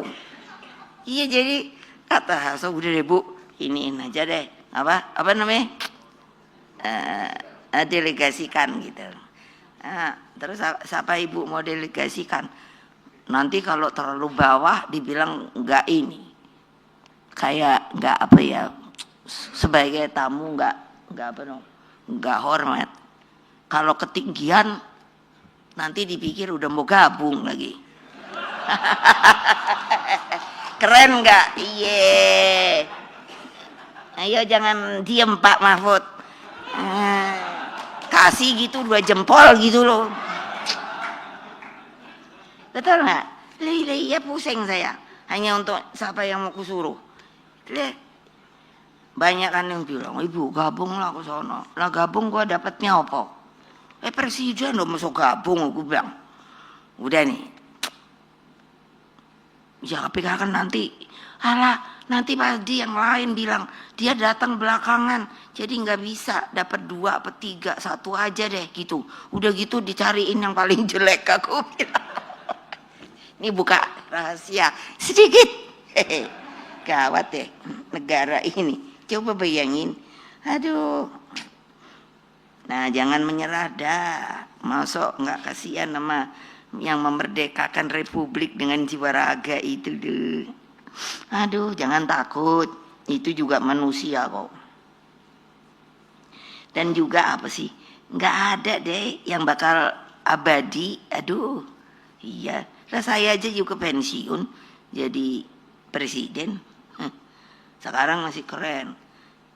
ini katanya udah diminta oleh seluruh ini anggota partai secara aklamasi kalau ada nanti apa kongres ibu mesti jadi lagi. Enak aja emangnya gua nggak boleh pensiun.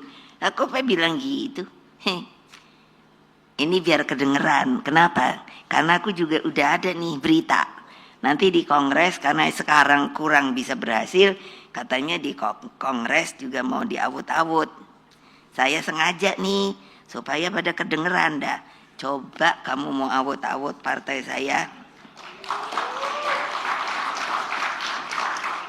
Ya yang keren ngapa sih ya tepuk tangannya? Berarti kalian nggak simpati sama saya, tahu nggak? Setengah hati, atau ada juga barangkali di sini 2 kaki. Macam guyu. Ya kalau berdua ini udah tahu tabiatku. Jadi bukan sebagai hanya Megawati Soekarno Putri, tapi saya berbicara sebagai anak bangsa yang telah ikut tuh berdarah-darah, tahu kalian belum ngerasain berdarah-darah.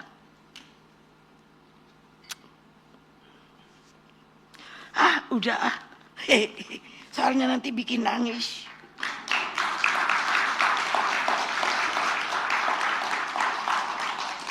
Terima kasih. Wassalamualaikum warahmatullahi wabarakatuh. Om Santi Om. Merdeka!